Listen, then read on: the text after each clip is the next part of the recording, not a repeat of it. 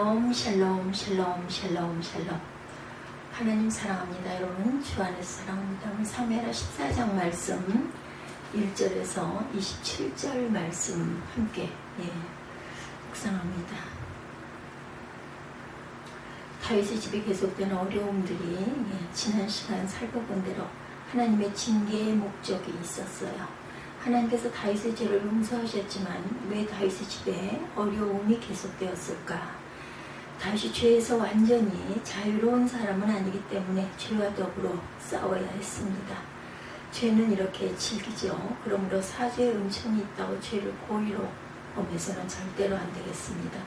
또 실수를 한다고 해서 속히 잘못했을 때는 회개를 해야 돼요. 죄로 길들여진 악습을 뽑기 위해서 주시는 하나님의 사랑의 채찍, 징계를 또한 달게 받을 줄도 알아야 합니다. 그래야 죄의 악습에서 벗어나게 되겠죠.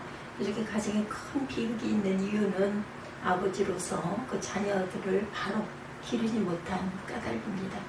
자녀 양육 가장 중요하기도 하고 가장 어렵기도 합니다. 그가 행위로 모범을 보이지 못했고 삐뚤어진 자녀들을 초달하지 못했기 때문에 자녀들을 잃어버리고 맙니다. 다윗의 아들 암논이 이복 동생 다말을 범했고 그 암논을 다말의 친오빠가 죽이죠. 압살롬은 집을 뛰쳐나가 도망을 갑니다. 친오빠인 압살롬이 암논을 죽이고 집을 뛰쳐나가 도망을 가요. 그러나 다윗은 이 압살롬에 대한 애정이 그 아버지의 마음에 더욱더 고조되기 시작을 합니다. 그래서 우리가 13장 마지막 부분에 보면 다윗이 그 마음이 압살롬에게 향했다 이렇게 증거하고 있어요. 14장에 와서 보면 다윗의 군대 장관이었던 측근 가운데 하나였던 요압 장군이죠. 그 장군이 다윗의 마음을 간파하고 한 여인을 동원해서 여인이 왕에게 하소연하는 형식으로 다윗이 현실을 직시하게끔 합니다. 그래서 결과적으로 압살롬을 왕궁으로 다시 돌아오게 하는 사건이 오늘 본문에 기록되고 있죠. 근데 오늘 본문의 내용을 보면 이 요압이 드보아에 있는 한 지혜로운 여인을 불러서 이렇게 이야기해라. 그리고 그렇게 당부를 하죠. 그래서 이 여인이 왕 앞에 가서 상주처럼 엎드려서 연극을 하면서 간청을 합니다. 왕이여 나의 억울함과 안타까움을 풀어주소서. 왜 그러느냐. 사실 제가 과부입니다. 남편은 죽고 아들이 둘이 있는데 이 아들들이 들에 나가서 일을 하다가 다툼이 일어나 싸움을 하는데 말릴 사람이 없어서 싸우다 형이 동생을 쳐 죽이고 말았습니다. 그랬더니 동네 사람들이 그 살인자를 유대인의 율법에 따라 징벌해야겠다고 형을 내놓으라고 난리를 피웁니다. 형을 죽이겠다고 합니다. 그러나 부모인 내 입장에서 형제끼리 싸우다가 하나를 죽였다 할지라도 이 형마저 죽여버리면 우리 가문의 대가 끊어집니다. 그러니 왕께서 이 일을 말려주시기 바랍니다. 이렇게 청원을 합니다. 간곡하게. 그때 다윗 왕이 당연히 그렇게 하겠다 그러면서 그 과거의 청을 들어주죠. 그때 이 여인의 다윗으로 하여금 하나님 앞에 맹세하도록 유도를 하죠. 그런 다음에 왕이여 그런데 왕은 어찌하여 내쫓긴 아들을 돌아오지 못하게 그냥 놔두고 계십니까? 오랜 세월 동안. 이미 죽은 자식은 죽은 자식인데 왜 그 아들마저 도망간 상태에서 죽게 내버려 두십니까? 이렇게 다윗의 부정한 부분을 지적합니다. 다윗이 이야기를 듣고 여인에게 묻습니다. 너 솔직히 얘기해라. 그 생각이 내 생각이냐 아니면 요압이 내게 시킨 것이냐. 여인이 대답하죠. 왕이여 요압이 시켰습니다. 요압을 불러다 놓고 다윗 왕이 명령을 내립니다. 압살롬을 데리고 오너라. 그래서 압살롬이 돌아오게 되죠. 오늘 14장 마지막 절까지 보면 압살롬이 돌아오는데 다윗 왕이 압살롬을 딱 한 번 대면하고는 집에 가 있거라 하고는 만나주질 않습니다. 이 압살롬이 나중에 화를 내면서 왕을 다시 만나 따지죠. 근데 우리들은 이 사건에서 나타난 하나의 교훈을 들어야 합니다. 먼저 두 마음을 가진 다윗의 모습을 살펴봅니다.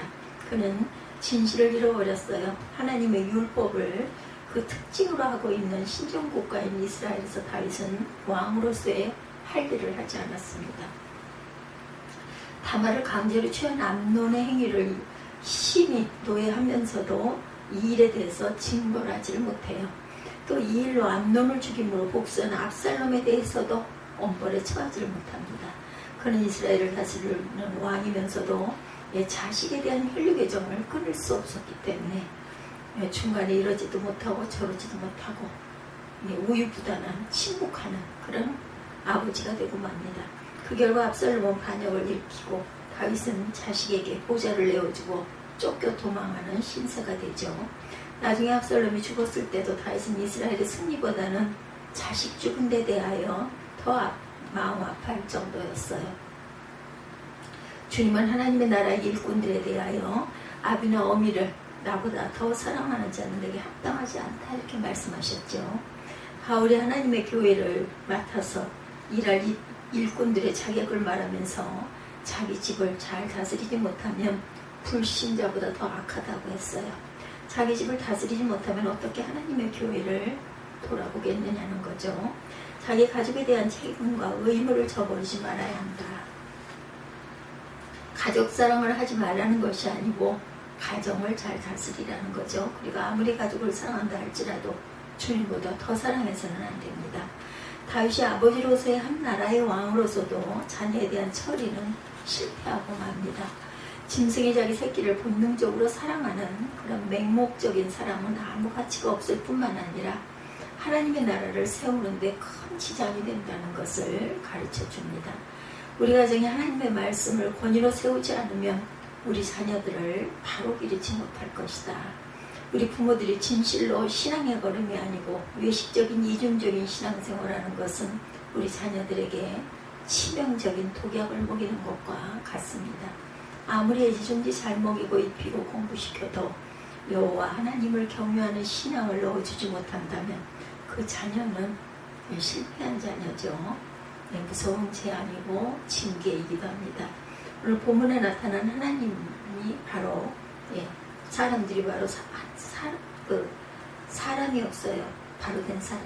요압이나 슬기로운 두루와 여인을 좋게 평가하는 설교도 있지만 다윗과 화합시키기 위한 요압의 노력과 슬기로운 여인의 화술을 배워야 한다 하지만 꼭 그렇지도 않습니다. 요압은 아주 강교한 사람이죠.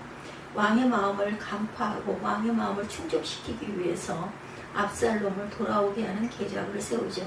결과적으로 계략이 성공을 합니다. 그러나 이 사건이 계속 이어지는 과정을 볼 때 15장에 넘어가서 보면 압살롬이 반란을 일으켜서 다윗 왕을 도망가게 하고 이스라엘 왕권이 흔들리게 됩니다. 그 결과 반란이 제압되는 과정에서 압살롬이 결국은 희생이 되죠. 죽게 됩니다. 오늘 본문에서 나타난 요압의 계략은 왜 숨기게 되는가?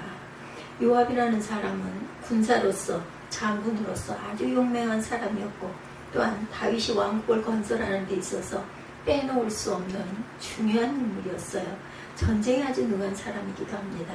그러나 이 사람에게 있는 가장 큰 문제는 모든 것을 자기를 위해서 했다는 거예요. 이 사람은 자기의 지위와 출세를 위해서는 아주 강교한 사람이었고 잔인한 사람이었습니다. 우리가 앞에서 보았듯이 다윗이 이스라엘을 통일하는 과정에서 원래 다윗은 남쪽 유다 왕조의 왕이었을 뿐이고 북쪽에 얼집하는 왕이 따로 있었죠. 사울왕의 아들이 왕이었어요. 그러나 다윗에 의해 온 이스라엘이 하나가 되는 과정에서 사울왕의 군대 장관이 다윗에게 항복을 하고 돌아왔을 때 요압이 만나가지고 어떻게 해요? 왕이 너 만나고 싶어 한다고 속여서 끌어다가 칼로 죽여버리죠. 자기의 막강한 경쟁자가 나타났을 때는 서슴없이 없애버립니다. 그러나 다윗 왕은 그것을 굉장히 슬퍼하면서도 이 요압이 군부의 세력자였기 때문에 함부로 건드릴 수가 없어서 그냥 묵과하고 넘어갑니다. 언제나 군부의 세력이 문제였어요. 그 다윗 왕도 그렇게 막강한 왕권을 회복해놓은 상태에서도 요압을 제거하지를 못합니다. 그런데 오늘 본문에 나타난 요압은 또 무슨 일을 했어요? 다윗 왕의 마음을 간파해보니 다음 차기 왕권이 누구에게 넘어가게 생겼어요? 압살롬에게 넘어가게 생겼죠. 서열상으로 암논이었는데 죽었으니까 이제 다윗의 아들들 가운데 최고의 큰아들이 압살롬입니다. 그러니까 왕권이 자연적으로 압살롬한테 넘어갈 것을 내다보면서 압살롬을 다시 세우는 데 앞장을 쓴 거죠. 그만큼 막강한 권세를 가지고 압살롬을 등극시킵니다. 그럼 지금 그 요압이 이렇게 압살롬을 회복시키는 데 있어서 목적이 무엇일까요? 그 목적이 하나님의 나라와 이스라엘의 왕권과 나라와 민족을 위한 일이 아니었고 자기 자신의 일신상의 안위, 영화를 위한 것이었죠. 자기가 현재 누리고 있는 기득권을 지키기 위한 방법이었습니다. 아첨이기도 했죠. 이 요압이라는 사람 나중에 압살롬이 죽고 난 다음에 큰아들이 된 아도니아가 반란을 일으킬 때 그때 또 아도니아 편에 들어서 그 편을 듭니다. 이 요압이라는 사람은 그런 사람이죠. 결국은 다윗이 죽을 때까지 이 요압을 제거하지 못해요. 죽으면서 솔로몬에게 왕권을 넘기면서 말하죠. 요압을 제거해라. 그래서 솔로몬이 요압을 제거합니다. 그러니까 다윗도 평생이 요압을 제거하고 싶어도 제거하지 못하고 필요악이었어요. 필요한 인물이기는 했기 때문에 그렇죠. 없애지 못해요. 아들에게 결국은 유언을 남기죠. 요압이 그런 사람이다. 오늘 이 사건을 통해서 우리가 기억해야 할 것 한 가지 짚고 갑니다. 오늘 우리가 신앙생활을 하면서 이 세상을 살아가면서 이 요압과 같은 삶을 살아가는 부분들이 있다라는 거예요. 신앙생활을 잘하는 것 같아요. 누구보다 교회에 충성을 하죠. 요압이 다윗을 위해서 한 일은 헤아릴 수 없이 많습니다. 그러나 요압은 그 중심이 딴 데 있었어요. 다윗의 왕국을 세우는 데 있지 않았습니다. 화평을 도모하는 사람 같지만 간교에서 자신을 위해서 자신의 야욕을 위해서 어떤 일도 할 수 있는 그런 사람이었어요. 이런 충성스러운 신하지만 다윗은 그것을 압니다. 이 요압에 대하여 항상 부담을 가지고 있어요. 알겠죠. 항상 보고 항상 대하고 이렇게 오랜 시간을 함께 전쟁을 하고 했는데 그 사람의 성품에 대해서 모르겠습니까? 우리가 신앙생활을 하는 데 있어서 우리 자신에게 자주 물어봐야 합니다. 내가 이렇게 충성을 하는 것이 누구를 위한 것인가? 내가 나를 위하여 나를 높이기 위해서 나의 영광을 위해서 이런 일을 하는 것은 아닌가? 그렇다면 이는 선은 표방하지만 막강한 악이 될 수도 있다는 것을 우리가 늘 염두에 둬야 되겠죠. 요압은 바로 이런 사람이었다. 겉으로는 왕에게 충성하는 것 같고 열심히 아주 특심인 것 같고 화평을 도모하는 것 같고 다른 사람을 이해하는 것 같지만 그 중심이 행위의 동기가 바로 자기 자신의 안위에 있었다라는 것입니다. 사람을 속일 수 있지만 하나님은 속일 수가 없어요. 부모에게 잘하지만 부모에게 무엇인가 상속받을 재산이 있기 때문에 그것 때문에 아부도 하고 효도도 하는 것이라면 역겨운 효도이겠죠. 못난 부모들은 이런 자식이라도 좋아하지만 그것을 이용도 하지만 하나님은 그런 못난 부모가 아닙니다.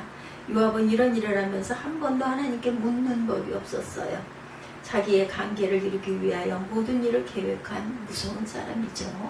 자신의 부귀와 자기 자신의 위치를 지키기 위해서 하나님의 말씀을 순종하지 않는 하나님의 뜻을 묻지 않고 인간적인 수단과 방법으로 자기 안정과 지위를 확보하려고 하는 삶의 모습은 결과적으로 하나님의 뜻에 배치가 되는 것이죠.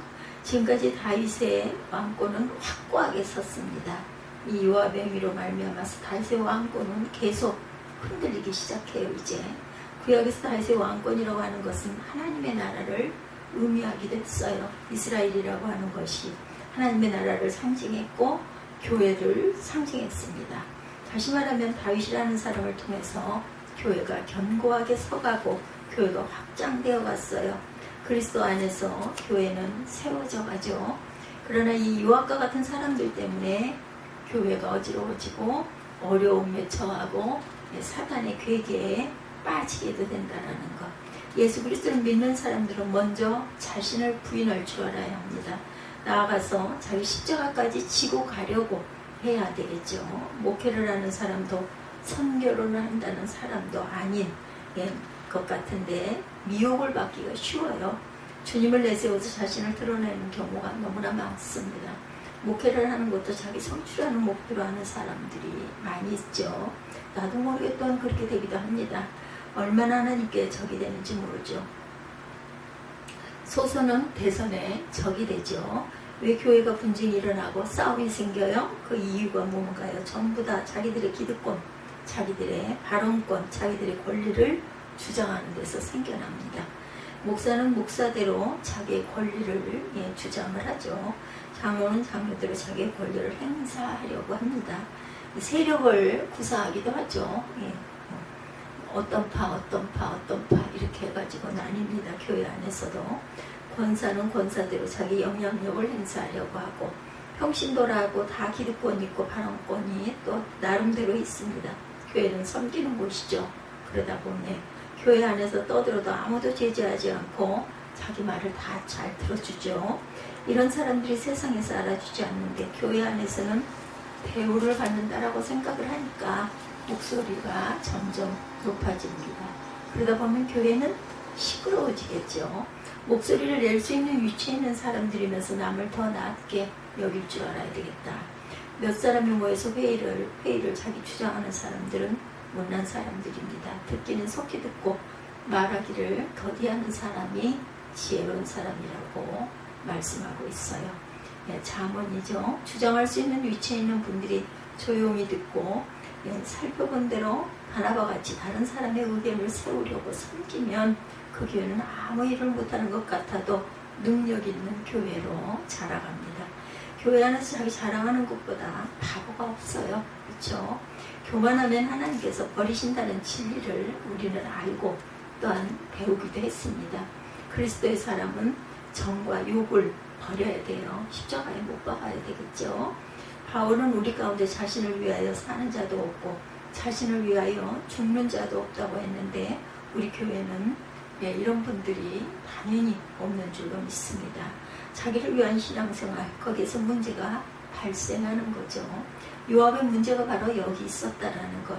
또 우리는 하나님의 뜻이 어디 있는가를 물을 줄 알아야 됩니다.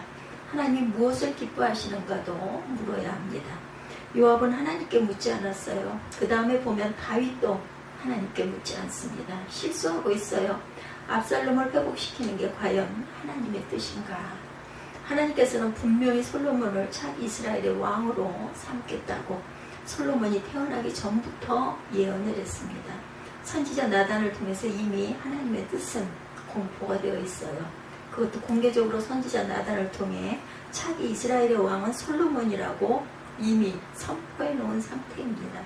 그럼에도 불구하고 요압은 다윗의 마음이 흘러가는 것을 보면서 하나님의 뜻보다는 자기의 지위를 계속 유지하기 위해서 압살롬의 편을 듭니다. 슬기로운 여인, 드로와 여인이라는 고는 있지만 이 여인의 슬기는 뱀의 지혜입니다.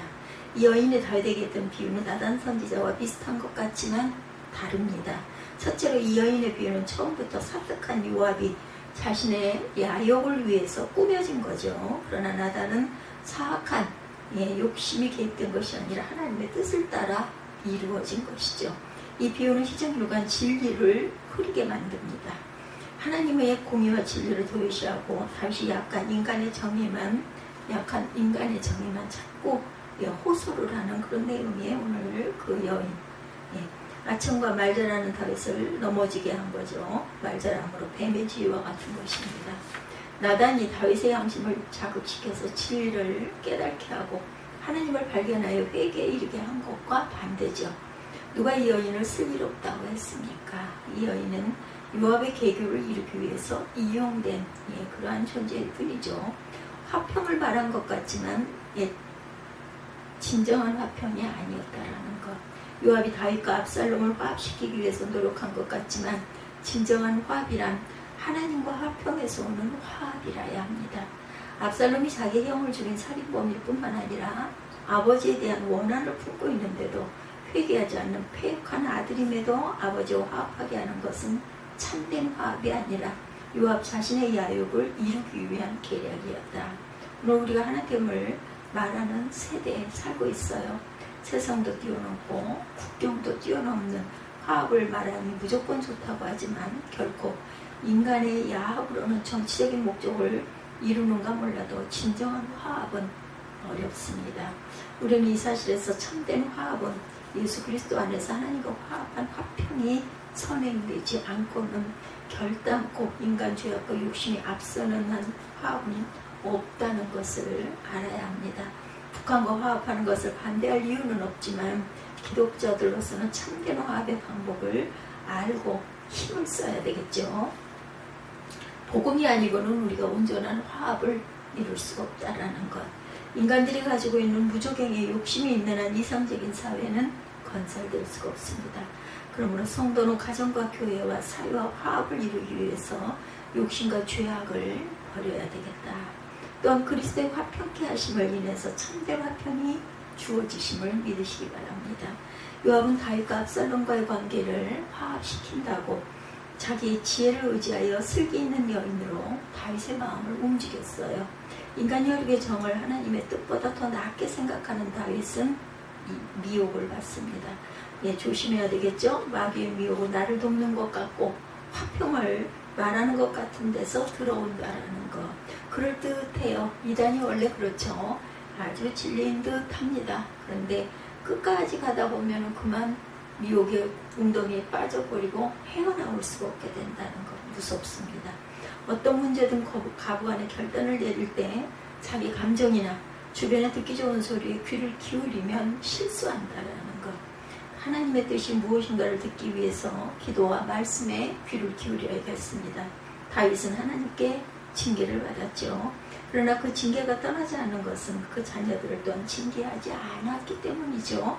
이것이 다윗이 극복했어야 하는 실수였다라는 것을 때로 잊지 않는 저와 여러분들이 되시기를 주님의 이름으로 축복합니다. 기도하시겠습니다.